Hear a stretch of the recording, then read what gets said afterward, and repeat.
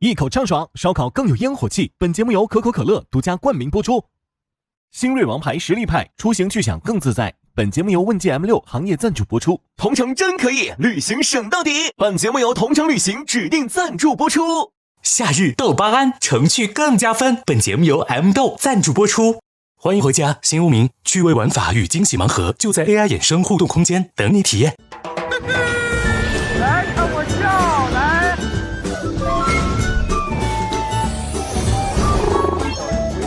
太大片了。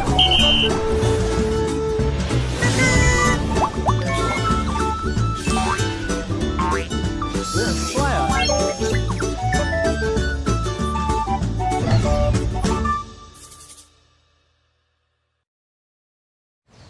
各位雾民请注意，请前往液态区集合。走，先去液态区。像考试一样，终将是要面对啊。反抗不了就要学会享受。嘿，桃花坞行为艺术又来了。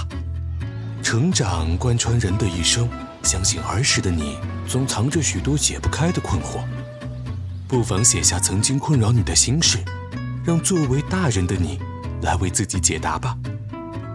现在，请跨越岁月，与童年的自己来一场温柔的隔空问答。第一名啊，我不知道我要讲什么。我也不知道讲什么。来，妹夫。这个是声音小一点，这个声音大一点，你可以调。我觉得就是慢慢长大了，成年人就是会学会了掩饰自己的这种脆弱和自己的情绪，然后那个环节呢，就要把这个东西就要突然给它释放出来。我其实就是一开始是不太接受这种形式，我觉得这是一件很难以启齿、有点羞耻的一件事情。可能我们现在更遵从的是享受当下，所以我很少回头去看小时候的事情。我觉得，可能是因为我的年龄比较大，我会用一种更欣喜或者说是更坦然的心态和眼光来看待我的过往和我的童年。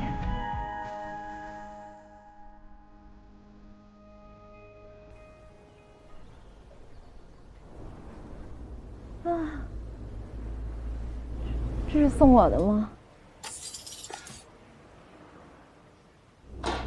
看看，哇！哎呀，从哪儿找的这个？这是小时候的一个收音机，是我小时候最好的老师。因为我们小的时候，电视节目是很少的。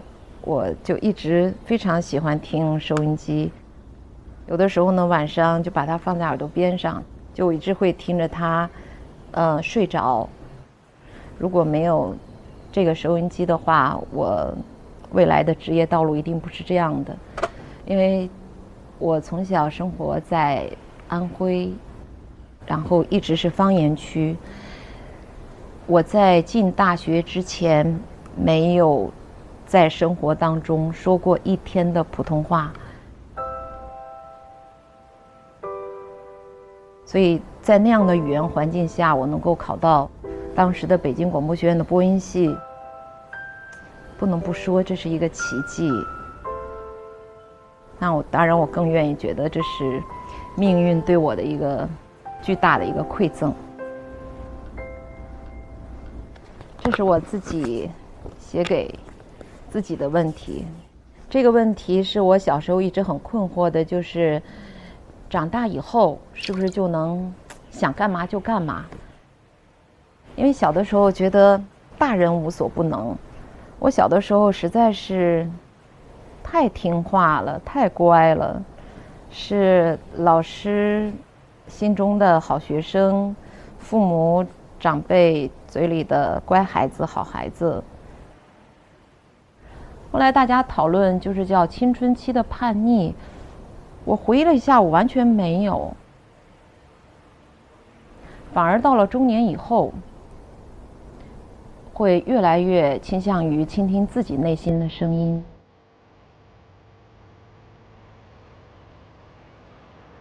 不愿意按照完全规训好的道路来安排自己的路径。所以说啊，就说人生的路该走的都要走，每一步都少不了，该叛逆的时候还是要叛逆的。所以这个问题，如果我要是现在回答你小孩的话，长大后也不能该干嘛就干嘛。人不管在什么时候，可能都不能想干嘛就干嘛。那我们只能在可选择的范围内，尽量的让自己去做自己更喜欢的事儿。请解开小兔身上的绳子，弯下腰，抱一抱。绳子，这个小兔子仿佛是小时候的我吗？小孩，抱抱你。我要跟你说的是，就像现在这样，好好的学习，认真的长大。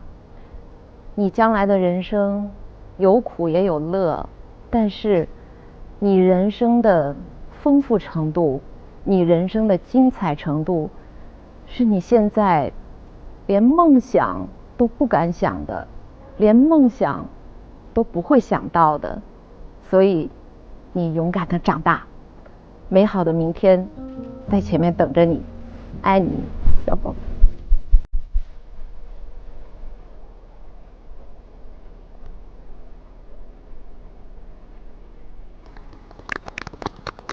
我太喜欢桃姐了，桃姐太可爱了，太从容了。古早的半导体收音机是你们这个年龄的孩子未曾见过的。哇哦！天哪，不是模型，是真的哦。哦，这个环节也是跟节目组索取道具的一个环节、啊。对。太好了，我马上就回来，我去就回。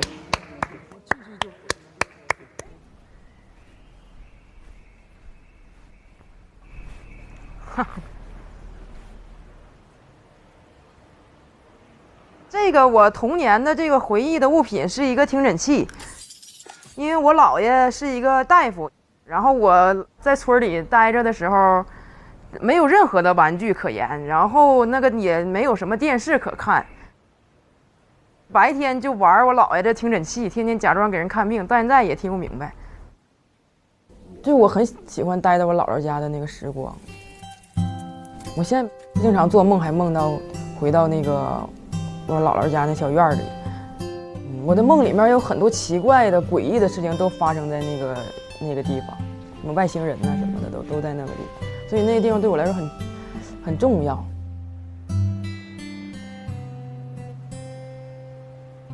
我小时候呢，那他是一个非常腼腆、非常不爱吱声，见人3棒打不出一个屁来的那种人。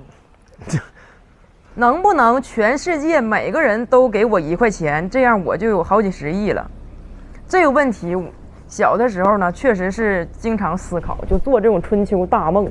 春秋大梦，我也想，其实是可以的，只要你能提供一个强有力的理由。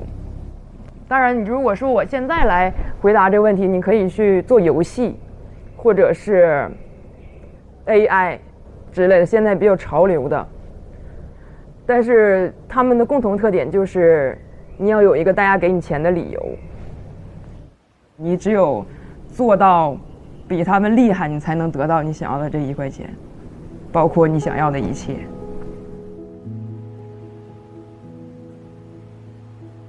我小时候呢，也不是一个很童真的人，我从小就是那个少年老成。就是不爱跟小孩聊天，老跟大人聊天，所以我也不跟你说一些那个所以充满童趣的话了。就是我现在有的这些分享给你，你也能听懂。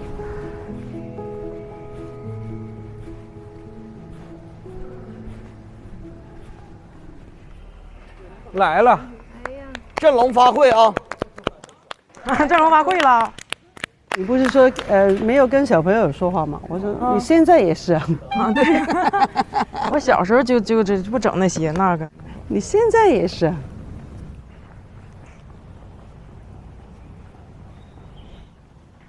哎呀，哎呀，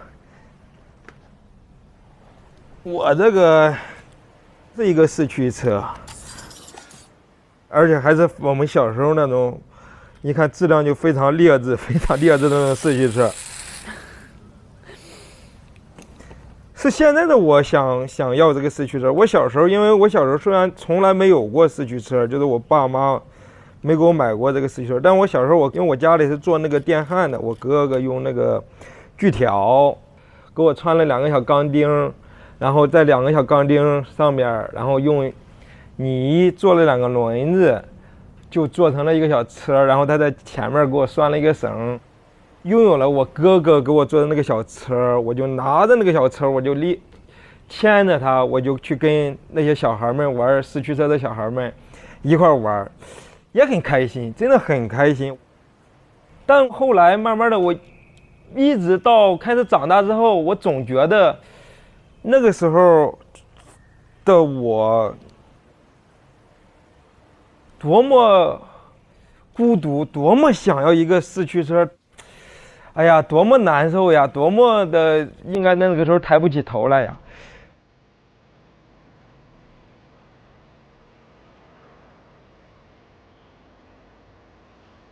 我一直在试图去回忆那个时候的自己，到底有没有说很渴望说跟别人一样也有个四驱车啊，可以引颈开关，而不是自己拉着它跑，好像也没有。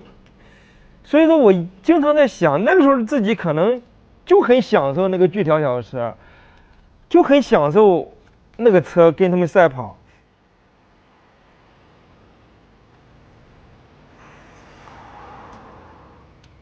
有很多时候，我经常会觉得，是长大之后的自己会去心疼那个时候的小孩，但那个时候的小学生可能真的没有觉得这是一件需要抬不起头、需要自卑、需要非得有一个四驱小车的那个。他真的很喜欢那个锯条小车。现在能想到小时候的自己的很多情绪都是很开心的、很快乐的、很自在的、很自洽的。那时候的童年是属于那个时候的自己的，你不要老用现在的感受、现在的想法去感受那时候的童年。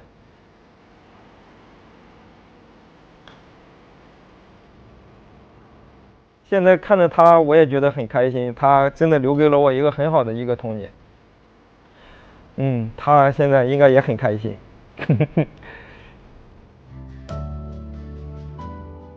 哼。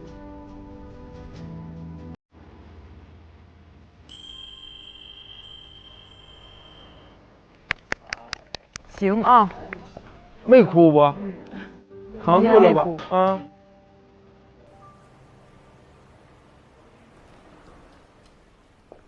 哇哦。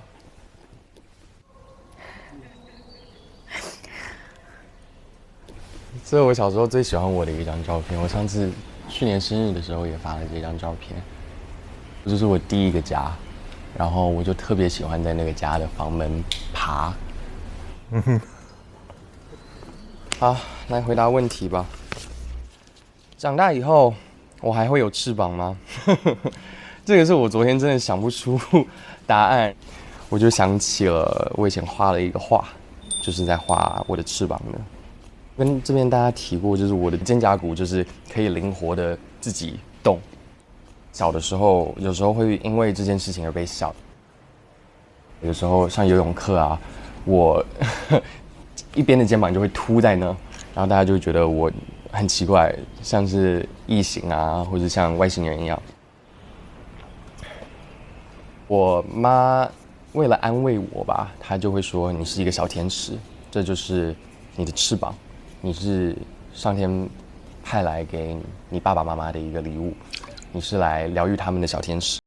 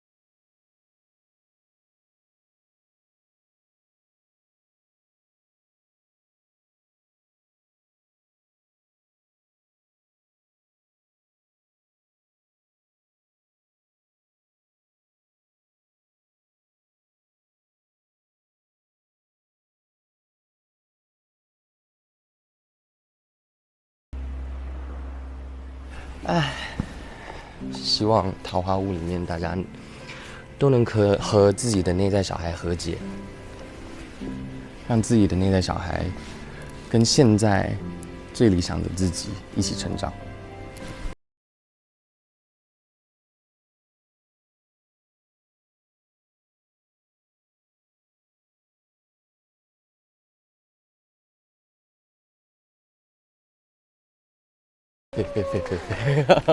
他给我们展示过，个人季的时候展示的。对对对，个人季。展示过。走吧，小孩，加油，冲啊！这有啥可加油的，肖哥？大王来了！哇，好帅！我有点受不了了。受不了，有多帅，都受不了了，给你美的帅的。哦哟，这个照片不是我开微博的第一张照片吗？哎呀，还有这个照片，这都是我进了公司当练习生之后，在舞蹈教室训练的照片了。哎啊，我才发现。给我放了一本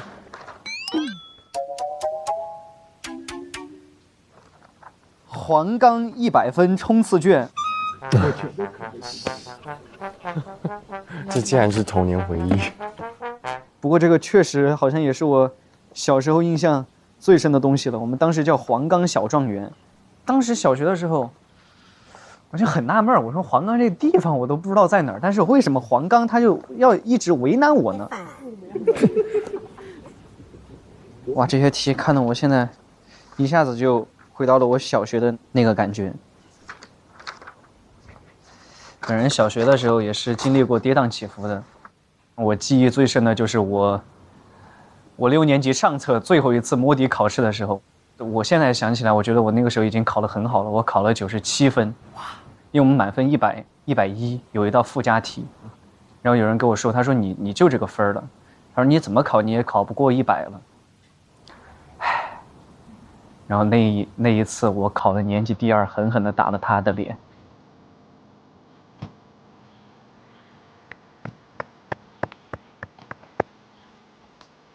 那是我最爽的时候，我觉得这个事儿我可以记一辈子，啊，确实挺爽的。从那一刻起，我就跟黄冈小状元和解了。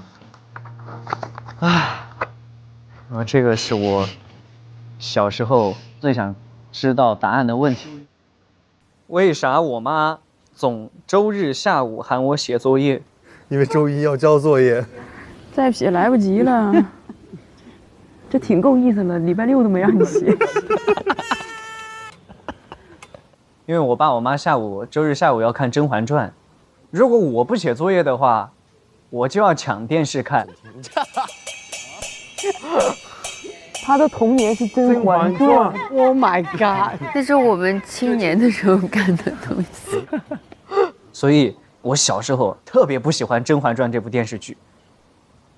这个实在对不起，因为他不让我看电视。但是我现在长大之后，我理解了，因为当我自己把《甄嬛传》看了一遍之后，我就理解我爸我妈了。《甄嬛传》实在是太好看了，如果说缺1、2集的话，确实很恼火。然后下一个问题，毕业见不到同学了怎么办？哎呀，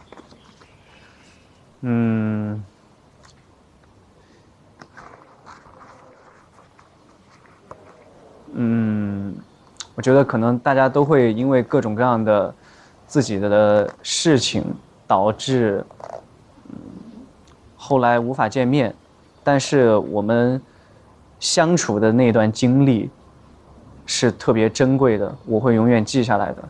然后我只要一想到它，我就会想起那段美好的回忆。我觉得其实这也是一件很幸福的事情了。因为人和人之间总会有一天会离别的，与其一直陷入到那种遗憾或者痛苦，或者再也见不到他的那种，可能有一点点失落的情绪里边。对于我来说，我会更愿意去回忆我们当时最美好的那一段经历。记得也是一件很幸福的事情，有回忆也是一件很幸福的事情，好像也就足够了，也就知足了，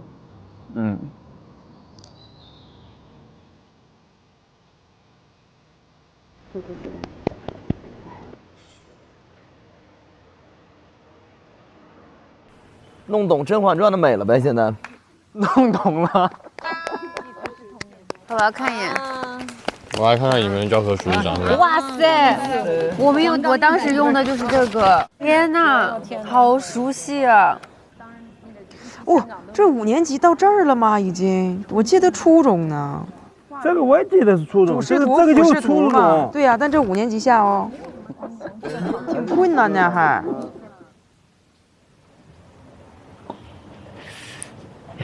小时候的照片，我已经到了。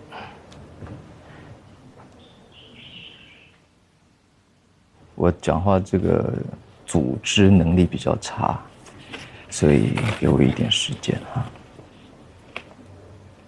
啊。现在看到的照片是我的幼稚园的照片，看起来很开心，也很有自信。但其实可能是比较相反的，为什么呢？因为小时候我有很多的问题，都环绕在一个点上面，是说为什么我做不到？稍等我一下，我也不知道为什么进来会想哭。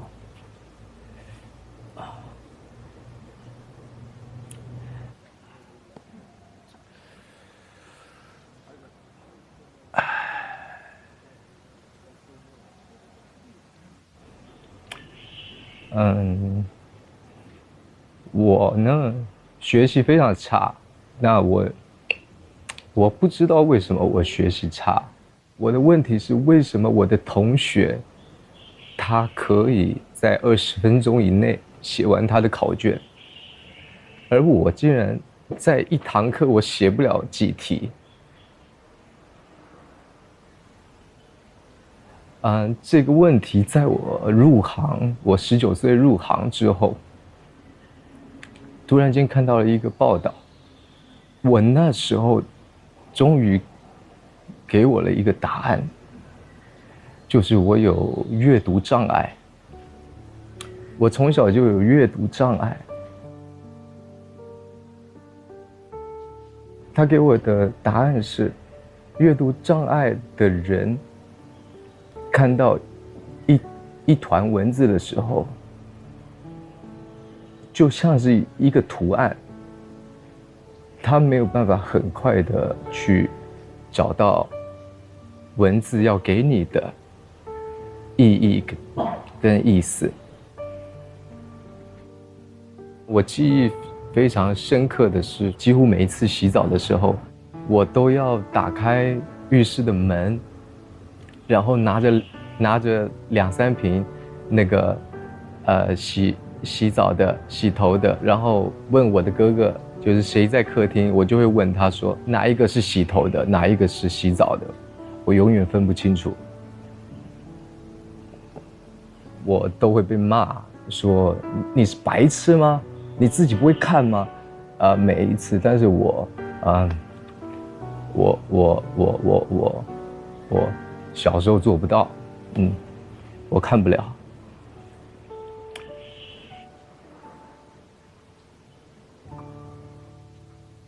所以我永远记得我第一次进到舞蹈班的时候，然后叫我去拿叫我想要拿多少钱多少桃花币的时候，那一大块字在我面前，我真的慌了，我不知道该怎么办。我就跟导演组说，你可不可以念给我听？拜托你用念的给我听，我耳朵很好，我听得懂的。也就是因为这样子，让我不想输，所以我能做的事情，我会用更大的努力跟更大的专注去实践它，完成它。我觉得老天爷给我关上一扇门，他也为我打开了多扇的窗，所以我的耳朵特别好，我的眼睛，我的观察都特别敏锐，所以其实我今天想表达的就是说，我希望老师跟父母亲、同学多给阅读障碍的朋友，更多的宽容，更多的理解，更多的空间，更多的机会，让他们可以更快地找到自己心中所爱跟他们的梦想，他们不会让你失望。我讲完了，谢谢。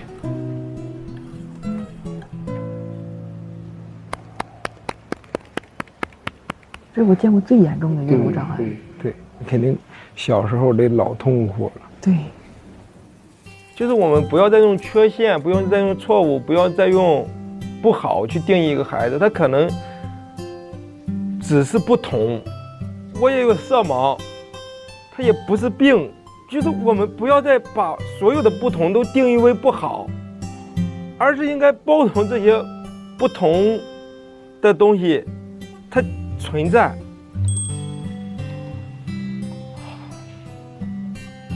哥哥，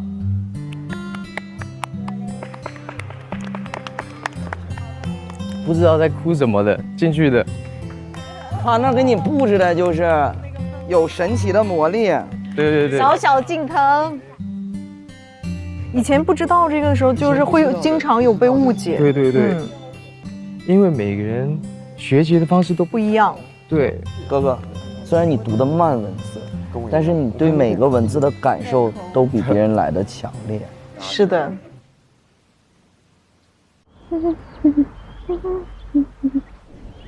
是在唱歌吗？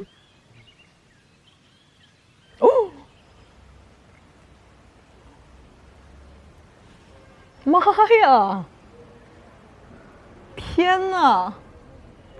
天哪！妈呀！看到这个一下子有点……我第一眼看到的先是我的拉丁舞鞋，一下子就带回了小时候的回忆。这个是我每张都是跳舞的时候。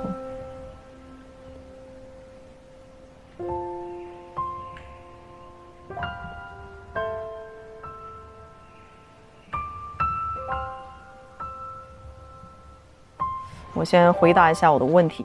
第一个问题是，我的宠物去世了以后会变成星星陪着我吗？小学的时候，我们家住在一个那个煤厂的平房里面，然后养了3只猫，还有1只狗。它们是算是我童年时候陪伴很多的玩伴。然后后来因为意外生病，反正相继就去世了。那个时候很伤心，我就每天晚上，那个时候真的是每天晚上，我就是看着天空，我就想，我说他们是不是真的会变成星星，然后从天上看着我？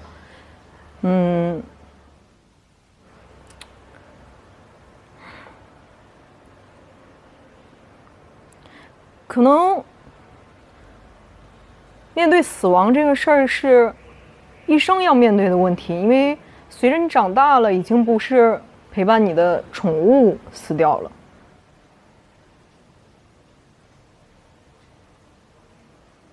你生命里的很多人都会逐渐离去，但我觉得，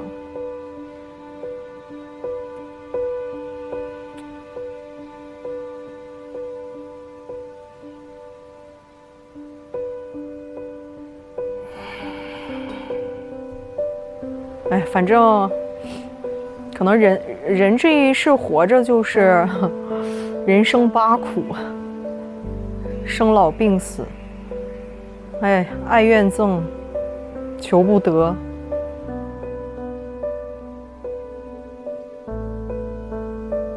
可能人生就是这样吧，所以，哎，没关系，死亡这个事你永远都会面对的，想不通也没关系。而且现在科学不是也这个量子力学发达了，不是也在告诉你，其实能量不会消散的，它可能不一定会变成星星，但是真的会变成一些其他你肉眼不一定能看到的东西，有可能在陪着你。而且最公平的是，每个人都会面对这个问题，所以也不用担心。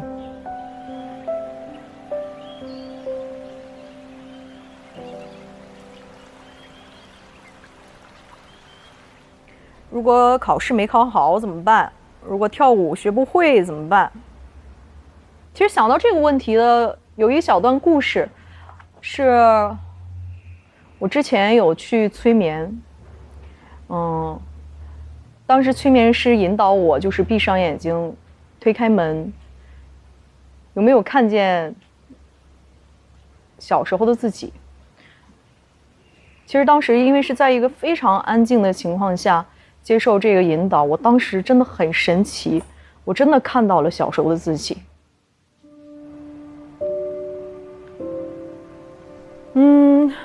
催眠师引导我说，如果现在的你问小时候的你的一个问题，我就问他，我说你现在很厉害，被很多人都知道了耶，但是在网上很多人骂你呢，我说这怎么办呢？然后小时候的自己就说，你认识他们吗？我说不认识，那就不重要了。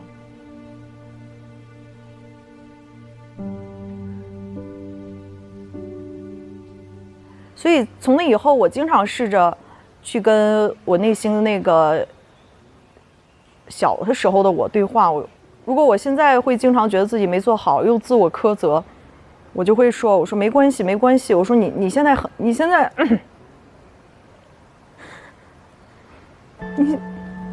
你现在很安全，没有人会责怪你。你已经尽了最大的努力了，你做得很好。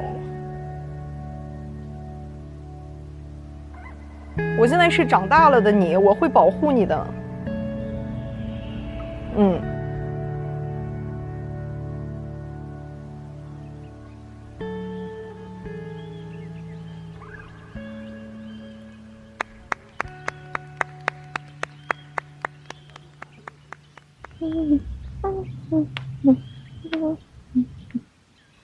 哎呀，这小拉丁舞鞋我一看，哎呀，也是拉丁少女啊，我姐，哎呀，小小一个，真行。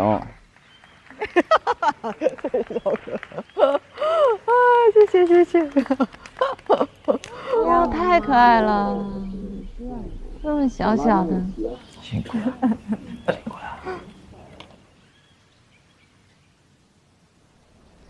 袁咏仪，对，我小时候就是玩这种娃娃的，还有衣服可穿不换。哦，我也是。我第一个问题就是，为什么我的身材没有那么丰满呢？太谦虚了。姐，你看看我呢？我在开始拍戏呢，在开始听到的话都是，袁咏仪呢是什么都好，漂亮，头发多，眼睛好看，但是就是飞机场。大家知道了 ，airport， 飞机场 ，airport， 啥意思呢？很平。但是呢，袁咏仪还没至于很平，它就是飞机场上面的一些小坡，所以呢，那个时候每一次听到人家这样说，我就觉得很不舒服，但是也没有说很不开心。直到有一个事情，就是我因为脖子后面长了一颗痣，我必须要找整容医生帮我弄，我才不会看出有一个疤。我很记得我进去那个医生的房间的时候呢，我一看他的桌子上面放了不同型号的那个假胸啊，放了不同的型号。我在想，哎，原来在其他人的心里面，袁咏是需要去隆胸的。那我在想，如果我真的这样做呢，那个还是我自己吗？我现在想跟那个时候的袁咏仪说，还好你没有去隆胸，不然你就可能没办法碰到你碰过的作品，碰到你喜欢你的人。有时候外形并不是你最重要的东西，反而你怎么把自己活得更精彩，活得更有性格，那你才不会对不起你自己的身体。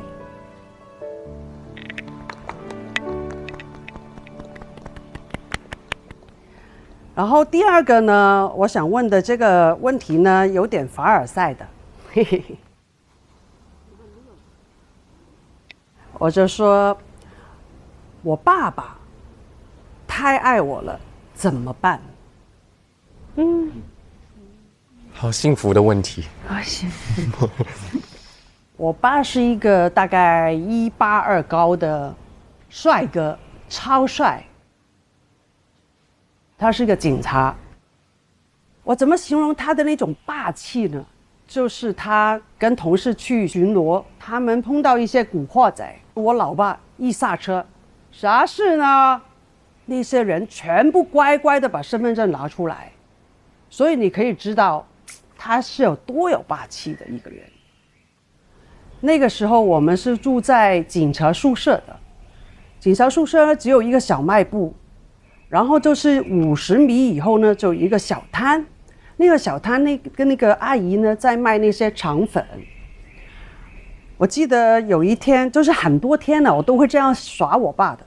我就先跟他去小卖部，然后我就会跟他说我想吃肠粉，他就立刻要跑去50米去买那个肠粉。然后可能吃了2口呢，我要说我要吃别的东西，他要跑回去小卖部要买给我。这样来来回回，大概3、4遍吧。所有街坊呢都知道我爸是怎么宠我的，他就像一个傻瓜一样被我每天这样耍。我有一个哥哥，我有一个妹妹，然后我哭，不停的哭，我爸就会打我哥，让我哥陪我一起哭。好幸福。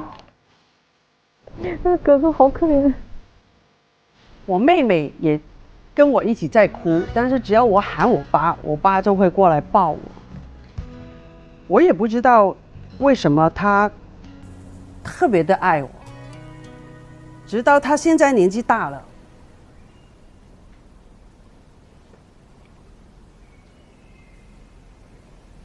是我妹妹在照顾他的。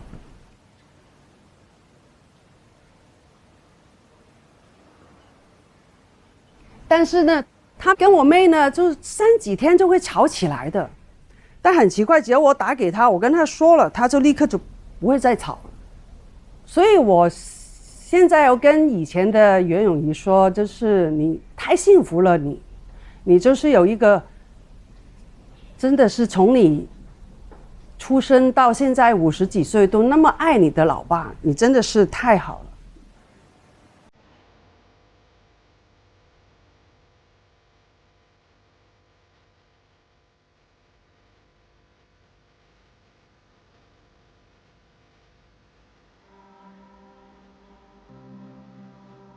所以我爸差不多80了。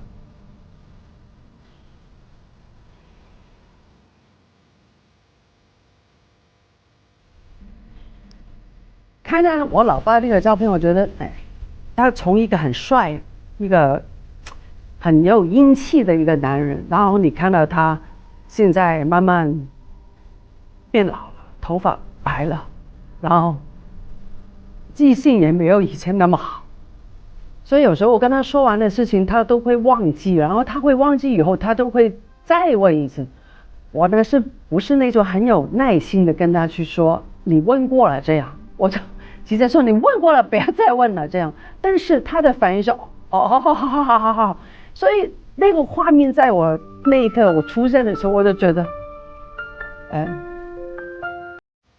为什么他会这样对我的呢？我就觉得啊，到底是他欠了我什么呢？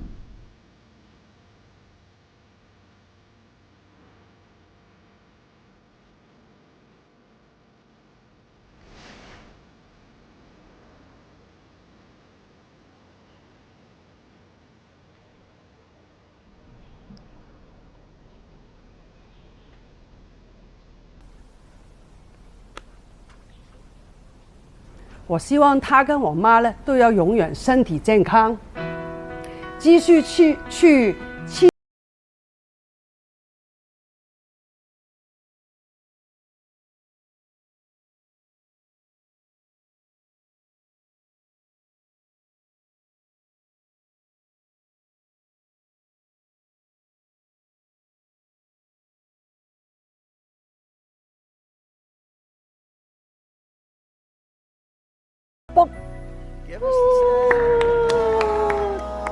可以吧？可以，没到1个小时啊，怎么样？好，不要看我的身材，一来没看你的身材。哎呀！你把胜哥，我爸真的很帅的。听你说就能感受得到，而且看你也能看得出来。真的吗？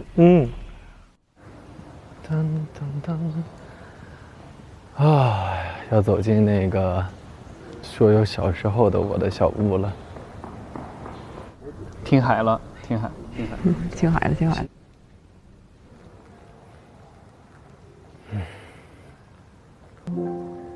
其实这个环节很久，我在进去之前确实紧张，我很佩服大家的勇气，有这个勇气去面对小时候的自己。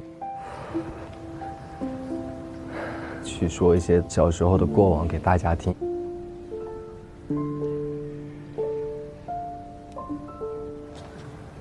果然小时候黑眼圈就那么重。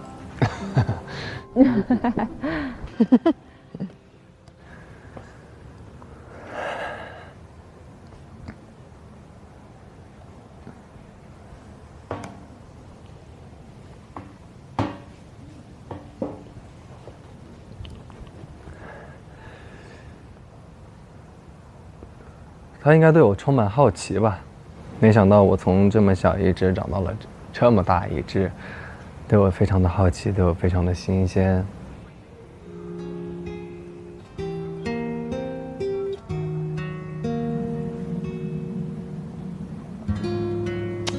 黑大帅，从小就黑。为什么每一次都是最后来接我？怎么样才能快一点长大？这个问题是来自于我幼儿园的时候。我幼儿园就跟老师一起住在宿舍，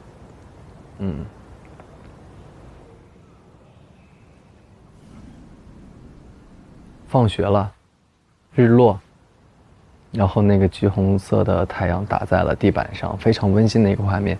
然后每一个小孩子都陆陆续续的被家长接走了，我一个人孤零零的就在学校里，没有被接走。我就很期盼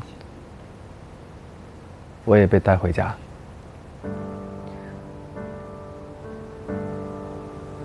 对，我不理解的是，那么温馨的画面，为什么我不是温馨的那一个人？我不理解，小时候为什么幼儿园就要寄宿？其实从幼儿园回到家的距离，我现在长大了，我记得也就才走路也就才10分钟。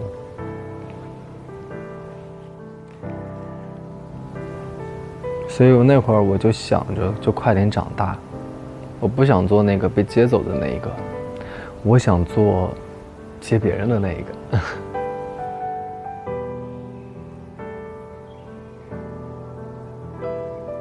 但是现在长大了呢，我又想对小时候的自己说，千万不要想着快点长大，长大了你一定会想着说还是小时候好，听到了吗？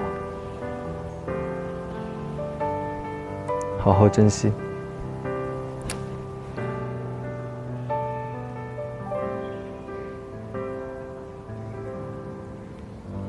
这个呢是我小时候的12板，老好玩了。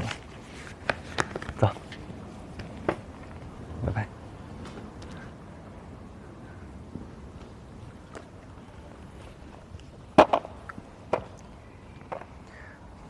孤单的留下。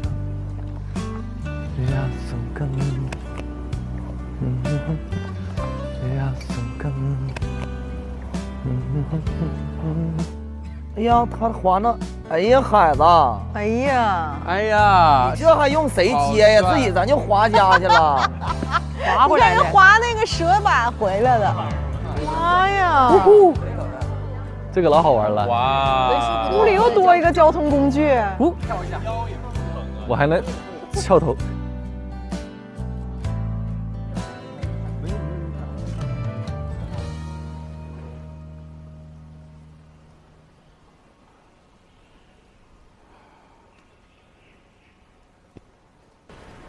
时间为什么过得这么快？玩的时候一下子就没了。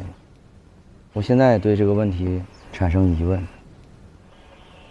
蚂蚁不认路，怎么找到家？只有这一个我会了，因为它有触角。小时候的问题现在还是解答不了。哎呀，4驱车悠悠球。哎呀！打电话的照片，小的时候，这小伙一看就闯实。哎呀，小样儿，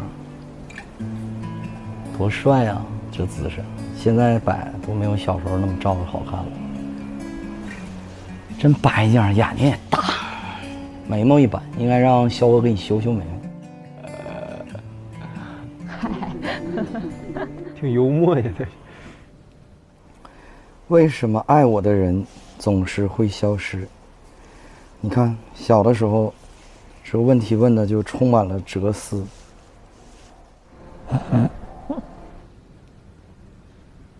小的时候，就是身边好像没有特别完整的一群人围绕在我的身边。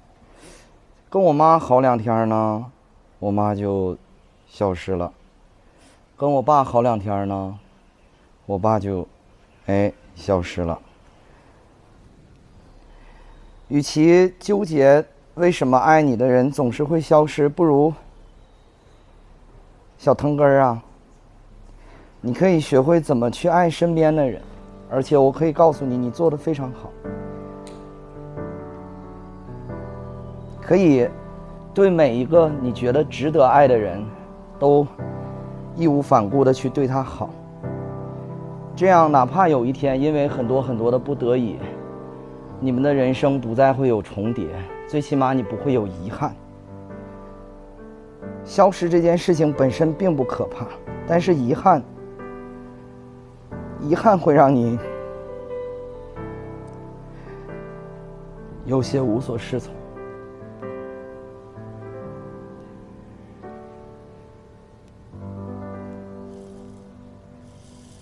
为什么奶奶会长白头发？这个小的时候呢，我的父母都不在身边，有些聚少离多吧，是我奶奶给我带大的。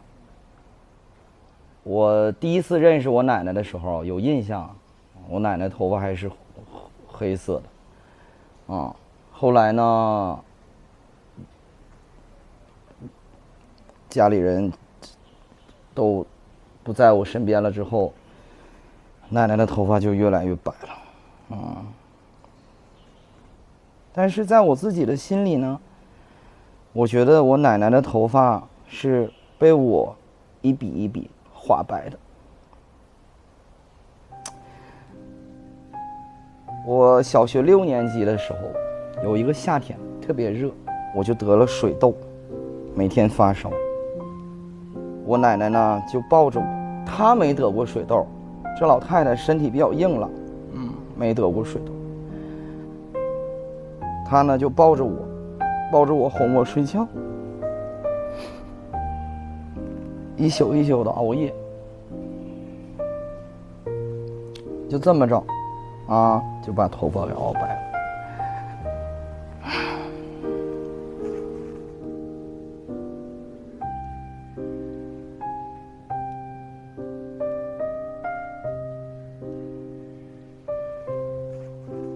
白色是一个特别漂亮的颜色，因为东北的雪就是白色的。冬天白色越来越多，就代表着你离春节越来越近了，就代表着你身边那些你渴望见到的人即将会回到你身边了。下雪的那个白色和我趴在奶奶背上的那个白色是一种白，就是这一抹白色治愈了我的童年。但是现在我很棒，非常好，没让你失望。小腾根儿，你也不要太难过，你很孝顺你的奶奶，你把这一切完成的都非常好，但我知道你不需要我跟你说这些话，因为你是一个非常非常坚强的小孩，很灵动，跟学校里面的同学关系处的也好。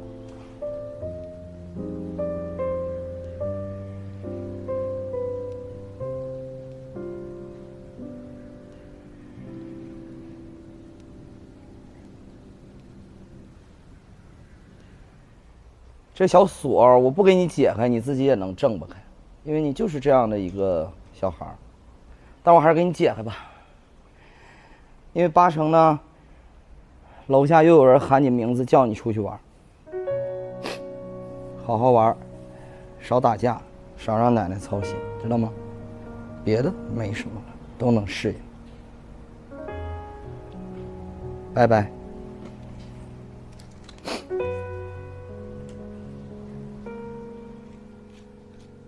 讲到亲情嘛，亲情是我没办法，这是我死穴。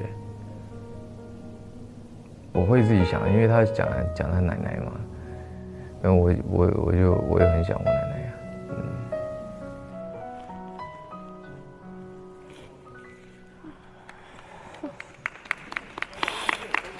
都能适应，都能适应，有你们在身边。但库腾，你确实会爱人，真的，省得有遗憾。哎呀，你们这都长得挺大呀！这你上去了，我就不听你的了，哥。啊？我俩走了，不听了。行，去呗。没事，你们回来的时候，我估计还没出来呢。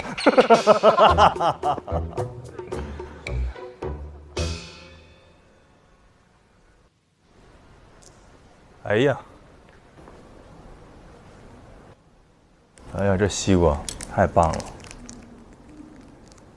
哎呀，这造型，哎呀，你们看不到照片哈，我这照片造型都挺奇特，挺有派。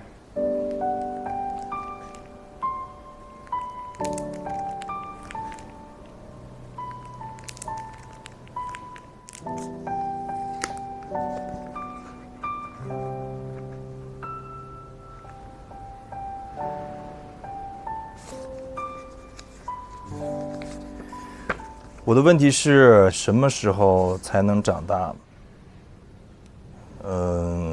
我其实也没有标准答案，但是我觉得长大又如何定义呢？我觉得可能到再过10年20年，我也不会长大。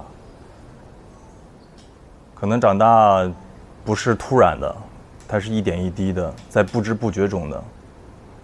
我觉得长大可能是有更多能付出爱的能力，我觉得是一种责任，是一种担当。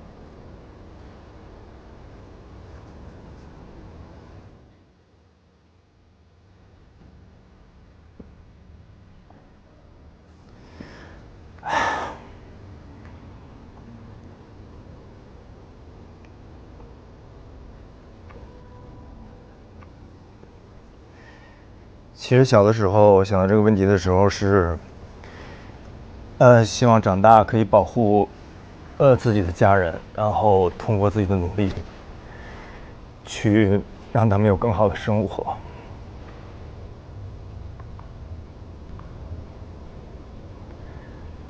但是长大了，你发现，他们以不同的方式都离开了。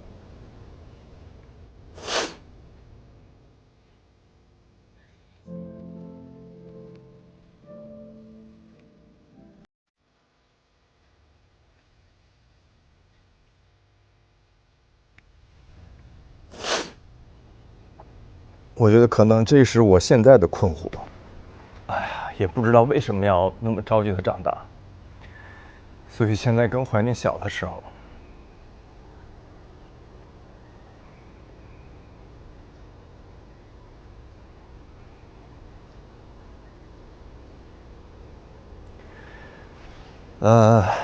我的问题回答完了。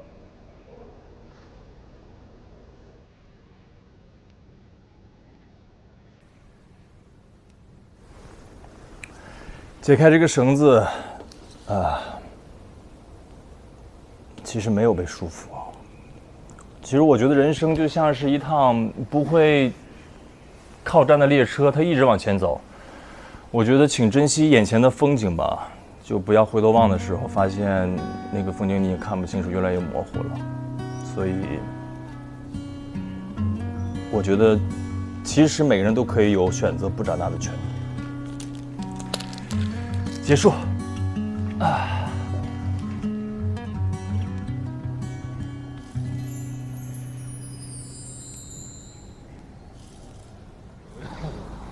冠英哥，别哭。留点吃。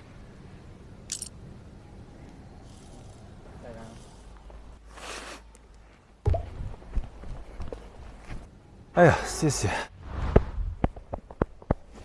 观音哥发言的时候，其实在那一刻我是本身有一点点不太好控制。你小的时候没能力的时候呢，你总是觉得想要去保护身边的人，可是当你真正可以去保护那些人的时候呢，那些人可能又不得不从你的身边消失了。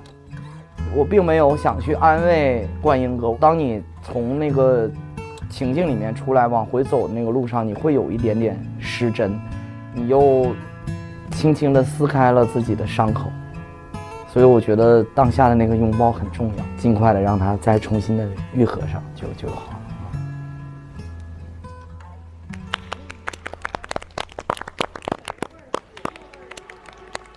就那一下，你知道吗？就突然想到这个事儿。我早知道我自己要回答，我就不写那个问题了，完全不知道我怎么回答他。写都写了。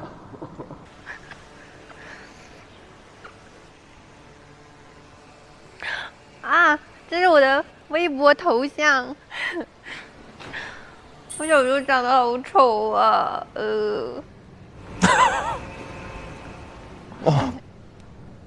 因为我妈她很忙，然后她不会扎头发，所以小时候我就一直是短头发。然后我小时候就剪这个头发，在厕所被拦过，因为太短了。然后抱着我家的兵马俑，我还把兵马俑的头拿下来过。什么兵马俑？兵马俑，他把兵马俑的头拿下来。玩具吧？西安人每个人都有一个兵马俑吗？这得问陕西人了。我小时候好胖，因为小时候跟妈妈很忙，然后跟姥姥姥爷一起长大的，然后他们就老给我做吃的，然后吃很多。小时候特别爱吃幼儿园的丸子汤，然后身为家里的嫡长女，嫡长女，二舅和大舅他们把他们的爱都给我了，我觉得很幸福。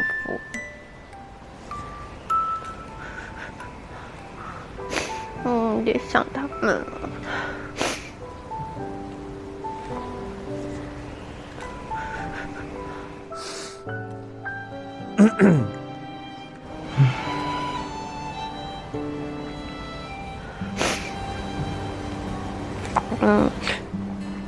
对于见不到的人，你要怎么告别啊？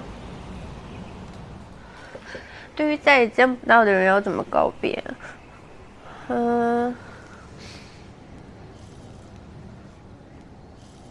半年前还是1年前，然后我姥姥突然有一次摔跤了。她摔完跤之后，好像就有点阿尔兹海默症。她现在好一点了，她现在还能说话。但是我当时人生第一次面对了一个很巨大的题目，就是我要怎么跟老年人告别啊？我害怕我有一天出差，拍完戏回家推开门，姥姥如果问我你是谁，我会疯掉的。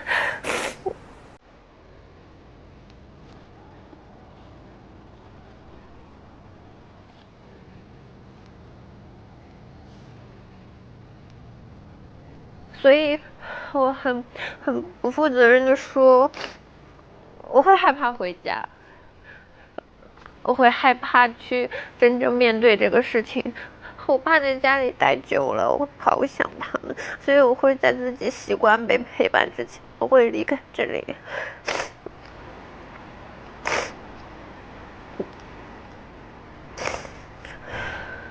我不知道要怎么跟大家告别，我害怕我所有我喜欢的人，我想陪着我的人，他们如果有一天不陪着我会怎么办？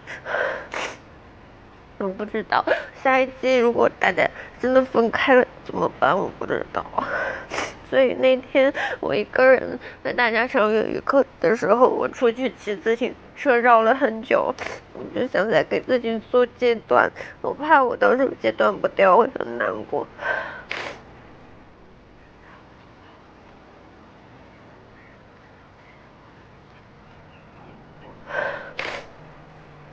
好没有用的大人啊，都快30了还不知道怎么告别。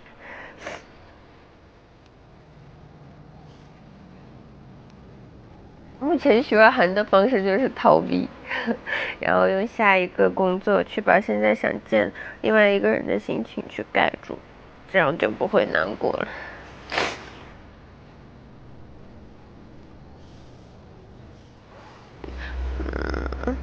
所以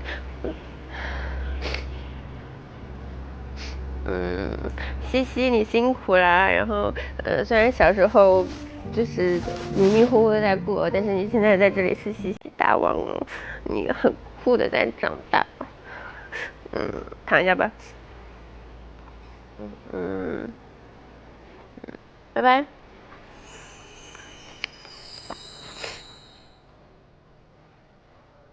大王啊，实在太动情了。我一个问题都没有答上来，怎么办？没事。哎呀，哭得像个小猫咪一样的，嘤嘤的哭，他就像个小猫咪。你已经尽了最大的努力了，你做得很好。我觉得我奶奶的头发是被我一笔一笔画白的。希望长大可以保护自己的家人，然后通过自己的努力去让他们有更好的生活。这哭完眼睛更大了。嗯，你哭完之后眼睛更好看了。哭完更好看了。嗯，还有纸吗？我先吸个油哥。我走了。哥擦眼泪的纸给你。哎呀妈呀！这种都干了，都干了。太干了，太干了。走了。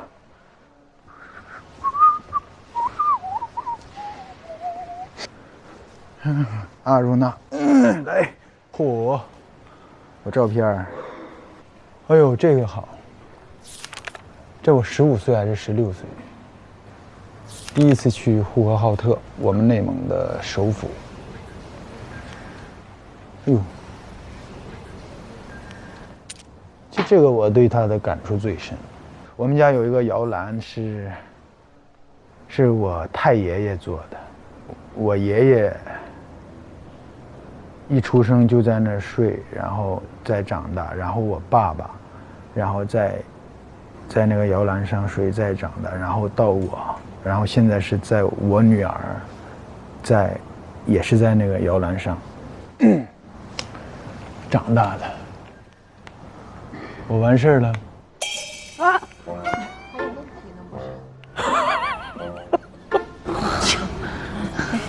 讲解照片，真的是一直都是这个 style， 真的。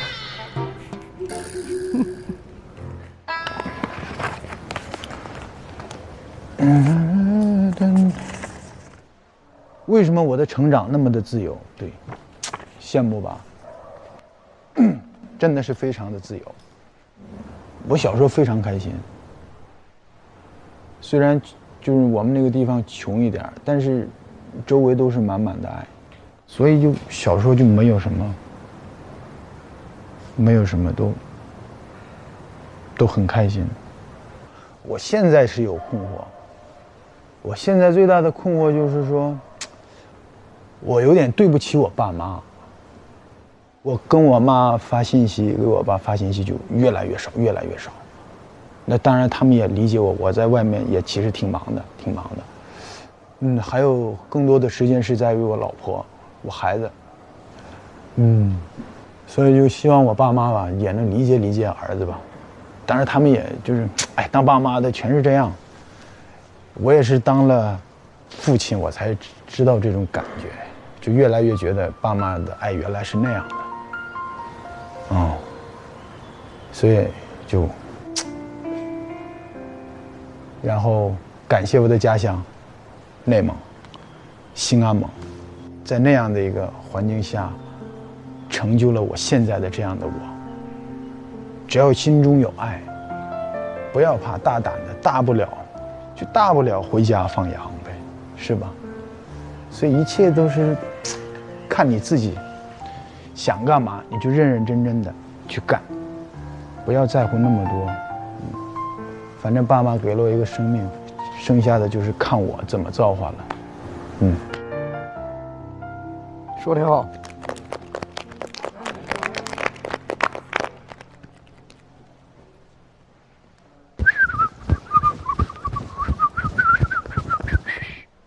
说太好了，走。我看你这摇篮拿没？拿了。这是摇篮吗？这不是床吗？不是，你看这节目组，你看这整的，人家都认为是床了，失败啊。这种凹陷的吗？行，继续加油，拜拜。如果你会飞，你想飞到哪儿？一直飞。如果你永远不累，你想玩多久？一直玩。这问题问得好。为什么我会不开心？开心能不能一直留在身上？把不开心忘了，不就都是开心了吗？对。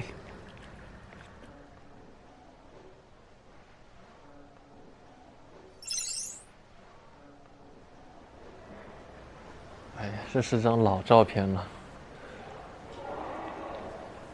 这大概是我2岁时候吧，好像是。这个拿了个悠悠球，就是小时候有一个电视台，然后呢，每天中午他会轮番播放一个这个电视剧叫《火力少年王》。哎呦，所以悠悠球是小时候经常玩的一个东西。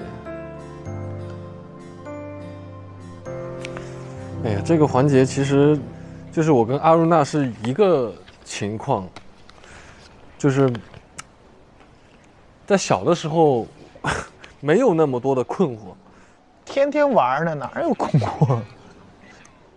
我觉得大家分享了很多，小时候的快乐的事情，然后不一样的经历。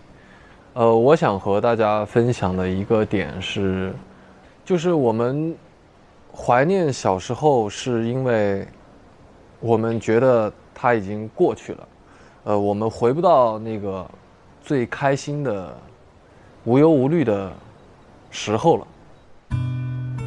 但我想和大家分享的是呢，其实它还存在，它一直在我们身边，它甚至它和我们同时是存在的。我经常看到我小时候的自己，然后不同年份的，不同年份的自己，这不同年纪的，可能是4岁的、2岁的。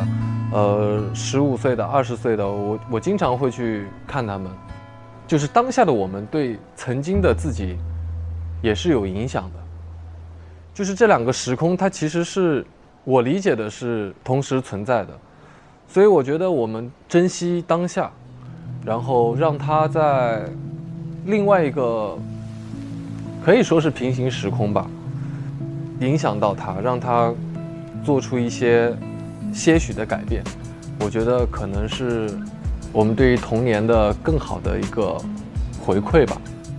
毕竟他经历了这么多，变成了现在的我。我也希望他能够在以前的那个时空过得勇敢、快乐。讲得不错啊。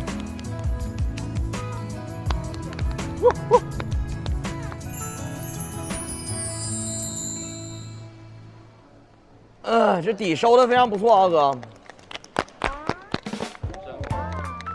来个飞龙在天。哈哈。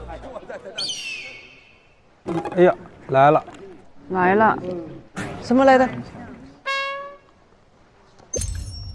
啊，这有些疑问。哦，这是我们问的问题。哦，这问题是我们问的啊，这是我们问的。谁问的我游戏菜啊？我问。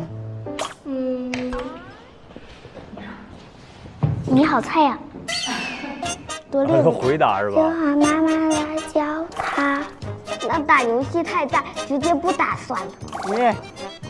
那就要专心学习。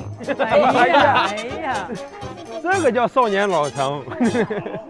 其实打游戏的话，它不止去争夺那些什么资源啊，它就是你交个朋友也好，也是好的。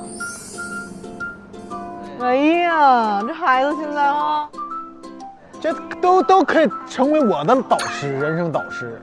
抓狂的喜欢，抓狂有点不知道什么意思。那个要怎么让一个人疯狂的爱上你？你问呢？给他买东西，拿去送黄金币。送什么？黄金。哇，送黄金不可以吗？哎呀，霸总。不一定要让你喜欢的人喜欢你啊，太强求也没有用啊。哎呀，小大人儿，在这个世界添加了一些乐趣。我们来这个世界上是来玩的。每天玩看电视，然后学习，玩看电视学习，睡觉，吃饭。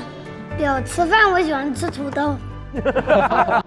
爱上学上班的，爱上学上班的可以。你的使命就是过好自己的生活，然后呢，让你觉得自己很开心，那就可以了，没有那种必要的使命，就是自己做自己喜欢的事情。哇，全是哲学家啊，这小孩们，好厉害！我小时候到底在干嘛？其实每个小孩也很辛苦，他们至少在他们的小天地里也是在努力的拼搏。他们对这个世界有这样充足的想象力，他们可以以这样可爱的视角去观察这个世界。这个世界不是非黑即白，也不是 yes or no， 对，它有它的规则，它有它的道理，需要你自己去发现，就是看你敢不敢勇敢地迈出那一步。小朋友们能想得这么好，反而你成年了自己会给自己很多束缚和枷锁。从小朋友们的嘴里听到答案，反而对我来说真的是一种治愈。其实我特喜欢这个环节，大家都能说说自己的掏心窝的话，然后这样彼此才能走得更近一点，最后成为一个真正的好朋友、好兄弟、好姐妹。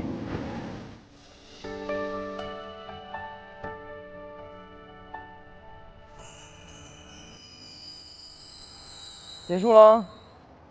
我说实话啊，就是这个走心趴吧，就是你因为它是一些特别不容易说出口的话，然后呢，你有这么一个机会呢，硬逼着自己就是把这个话说出口了，其实挺释放的。而且实话，就每一次这个活动啊，它都能让你对这个事情有一些，就你以前不会去细下心来思考这个事儿。你比如今天这个道理，我说实话，我想出来之后，你也豁然开朗，对我帮助老大了。因为你老觉得我小时候怎么这么可怜，对，想整个赛车也没有。但你小时候虽然也很渴望赛车，但肯定不会像现在一样觉得当时的自己可怜。我觉得其实这活动挺有意义，挺有意义。就这屋里面的15个人，就是你说出来的那个事儿，他不会鄙视你或者是嘲笑你，那肯定不会。然后每一个人他都是在认真的聆听着你的那个想法。而且你们是有过一段很特殊对情感经历的朋友，对经历，他能够更加懂你。对，所以我觉得今天说完了之后，我就感觉心里面很畅快，真的很畅快。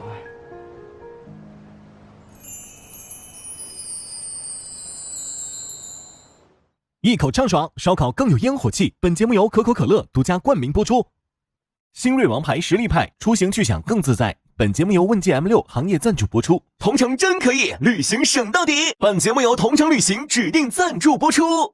夏日豆巴胺，城趣更加分。本节目由 M 豆赞助播出。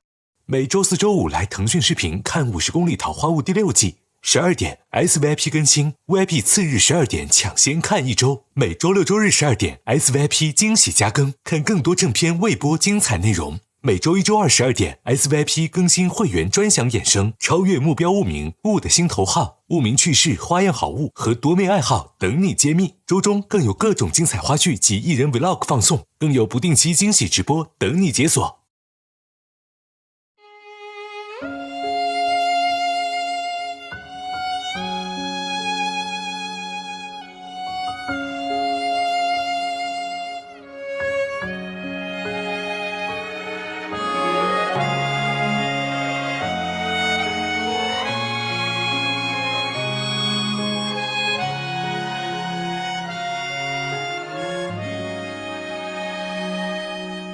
刚好天气晴朗，桃花又开放，刚好安静的窗落一束晨光，刚好你的脸上有温柔荡漾，刚好人海茫茫，我们正相望，我们飞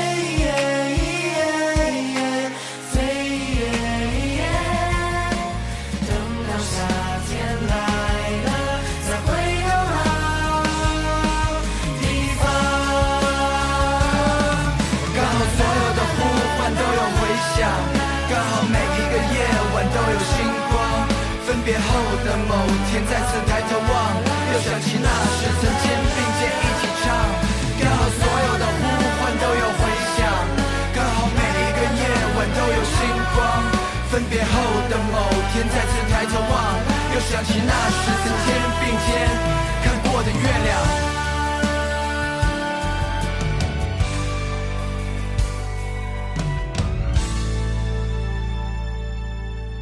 你又背起行囊，上微博参与50公里桃花坞话题讨论，分享你的追踪感受。更多精彩内容尽在新浪娱乐微博综艺、新浪综艺。感谢丽丽城传媒，看新闻用 Zaker 关注最新节目资讯。感谢指定问答社区知乎的大力支持，上知乎参与桃花坞问题讨论，参与知乎剧综圈子活动，解锁惊喜好礼。感谢网易小蜜蜂、新浪新闻、百度百科、Zaker、丽丽城传媒、知乎对本节目的大力支持。